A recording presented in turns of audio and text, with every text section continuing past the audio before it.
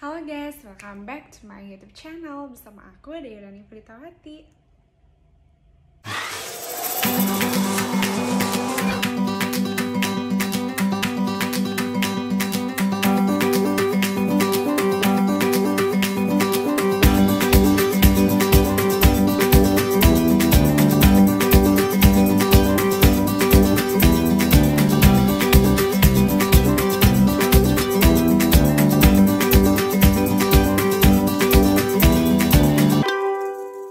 Teman-teman pernah nggak sih ngalamin kayak ngeliat ada orang misalnya yang tangan sebelahnya sulit untuk digerakkan, terus ada yang mati rasa, terus ngeliat orang-orang kalau senyumnya itu kayak miring, misalnya ada yang miring ke sebelah kanan atau yang ke sebelah kiri, atau bahkan ada sampai yang kayak yang bisa digerakin tuh kanan doang, kayak gini doang, atau yang bisa digerakinnya tuh kiri doang, gini doang gitu kalau senyum. Terus misalnya yang kakinya itu ada yang mati rasa atau baal atau misalnya kesemutan. Nah, sebenarnya tanda-tanda yang mungkin aja dialami tuh kayak gitu, kita harus aware loh guys, karena siapa tahu itu bisa jadi warning untuk diri kita mengenai tanda-tanda yang mungkin sama kita nggak kepikiran gitu. Nah, di sini aku bakal sharing ke teman-teman tentang sebenarnya itu sebagai warning untuk kondisi apa sih. Nah, ikutin terus yuk. Nah, kali ini aku bakal bahas mengenai tanda-tanda warning yang mengarah ke arah tanda-tanda stroke. Oke, motor lewat guys. Nah, yang pertama, kalau misalnya kita ngelihat orang yang senyumnya itu lebih ke arah kiri atau lebih ke arah kanan, terus salah satu sisinya itu sulit untuk digerakkan, kayak gitu.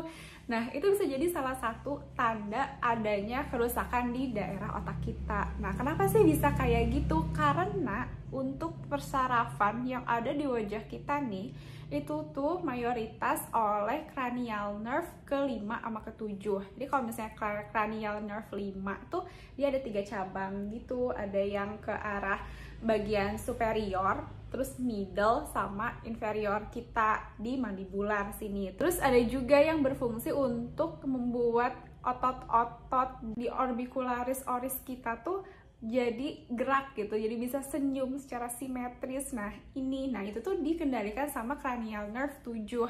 Jadi kalau misalnya ada masalah nih di cranial nerve 7 di bagian pusatnya, itu bisa aja membuat gerakan dari senyum kita itu dia asimetris. Nah, kalau misalnya cranial nerve-nya itu dia ada yang perifer dan ada yang sentral di bagian CN7-nya itu, kita dapat mengidentifikasi nih lokasi di mana sih ada kerusakan otaknya itu. Nah, selain itu juga biasanya kalau misalnya ada kelainan di bagian cranial nerve-nya, biasanya pasien itu kayak mengalami sulit untuk menelan minuman, terus tiba-tiba jadi suka tersedak. Nah, itu juga merupakan salah satu tanda dari adanya kerusakan cranial nerve, dan ini tuh biasanya terjadi pada pasien-pasien yang mengalami stroke guys. Yang kedua, gerakan di salah satu anggota tubuh kita itu dia tidak seimbang atau tidak simetris. Misalnya tangan kanan kita hanya bisa bergeraknya itu lemah, terus sulit untuk digerakkan, tapi tangan kiri kita bisa menggerakkan dengan bebas kayak gitu. Nah, itu juga merupakan salah satu tanda dari adanya kelainan otak guys, khususnya itu di bagian motoriknya untuk mempersarafi bagian lengan kita. Jadi di otak kita tuh ada disebutnya homunculus gitu. Nah, di homunculus itu dia ada yang mengidentifikasi untuk gerakan-gerakan di bagian ekstremitas. Kalau misalnya ada seperti sumbatan atau adanya perdarahan di darah itu, bisa aja dia mengalami kekakuan, terus mati rasa, jadi tangannya itu sulit digerakkan, atau misalnya kakinya yang sulit digerakkan gitu guys. Jadi itu tuh merupakan salah satu tanda-tanda kecurigaan seseorang itu mengalami stroke, tapi hanya sebagai warning awalnya aja ya guys ya, karena bisa aja cuma transient ischemic gitu. Nah, tanda yang ketiga yaitu bicara pelok atau bicaranya itu kayak gak jelas atau gugup atau gagap gitu ya guys ya, lebih ke gagap sih ya guys ya. Kayak misalnya aku mau makan sama ayam nasi yang gimana kalau kita buat suatu rencana tentang studi yang mungkin dapat digunakan sebagai bahan buat penelitian. Nah, misalnya tuh kayak gitu. Jadi agak gagap gitu guys ngomongnya. Nah, itu bisa jadi salah satu indikasi bahwa pada orang tersebut itu mengalami kerusakan di bagian Broca area-nya.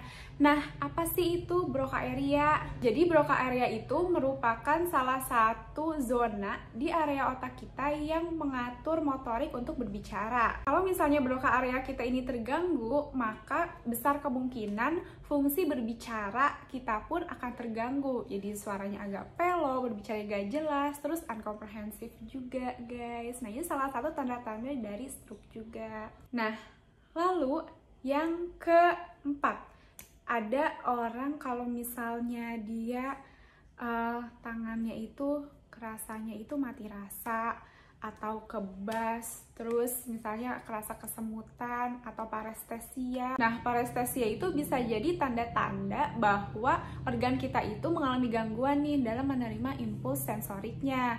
Nah, karena adanya gangguan ini, jadinya orang-orang yang mengalami parestesia ini tidak mampu untuk merasakan adanya sentuhan, getaran di kulitnya atau di ekstremitasnya. Dia tuh nggak bisa ngerasain guys, karena ada kerusakan di bagian sensoriknya, di bagian otaknya. Kalau misalnya teman-teman bingung gimana sih parestesia itu rasanya, jadi ini rasanya tuh mirip-mirip kayak kesemutan gitu guys. Misalnya kita habis duduk lama yang keadaannya itu melipat kakinya, terus kita kayak ngerasa mati rasa atau kesemutan. Nah, itu parestesia tuh mirip-mirip kayak gitu rasanya. Selanjutnya ada pandangan yang kabur. Nah, pandangan yang kabur ini dapat mengindikasikan terdapat adanya kerusakan di lobus occipitalis di otak kita. Kerusakan di lobus occipitalis di bagian penglihatan ini akan mempengaruhi ketajaman dari penglihatan visual kita nih guys. Bisa itu jadi rabun atau bahkan terganggu sama sekali sampai nggak bisa ngeliat. Rabunnya mata atau hilangnya penglihatan ini biasanya terjadi secara tiba-tiba nih kalau pada pasien-pasien stroke. Nah, ini kalau misalnya ada rabun secara tiba-tiba, kehilangan penglihatan secara tiba-tiba, nah itu bisa jadi salah satu indikasi terjadinya stroke guys. Selanjutnya tanda yang keenam yaitu adanya sakit kepala hebat, terus dia bener-bener kayak nyeri banget, terus sampai kayak kehilangan keseimbangan, jalannya jadi nggak seimbang. Kita asalnya mau jalan lurus aja terus jalannya dibelok-belok gitu guys. Nah, itu salah satu tanda dari kehilangan keseimbangan juga. Dan biasanya pada orang-orang yang mengalami perdarahan di otaknya itu nanti dia biasanya merasakan nyeri kepala yang hebat gitu, headache-nya tuh bener-bener severe banget gitu guys. Sama kalau misalnya dia mengganggu pusat keseimbangan nih yang ada di otak kecil kita, di cerebellum, itu juga bisa dapat mengakibatkan kehilangan keseimbangan. Jadi keseimbangan itu selain diatur oleh telinga kita, keseimbangan juga diatur oleh cerebellum kita di otak. Kalau misalnya terganggu nih, gangguan adanya kerusakan, pembuluh darah yang pecah di area cerebellum atau di dekat telinga kita, itu bisa mempengaruhi keseimbangan diri kita. That's all tadi tanda-tanda warning sign kalau misalnya mengalami stroke. Jadi buat temen-temen yang mengidentifikasi nih orang-orang di sekitarnya ada tanda-tanda ini, kita harus warning ya, dan cepat membawa pasien ke fasilitas kesehatan terdekat, karena ini hanya sebagai warning sign aja, bukan penegakan diagnosis. Untuk penegakan diagnosisnya biarkan kami-kami ini yang bertindak, karena bisa aja nih kalau stroke itu kan harus dalam waktu 24 jam dengan keadaan yang seperti itu, tidak ada yang dapat digerakkan atau adanya abnormalitas dalam waktu 24 jam baru bisa ditegakkan sebagai stroke. Karena itu juga harus melalui pemeriksaan dan baru dapat diberikan RTPA gitu guys. Jadi ini hanya sebagai warning signs aja ya.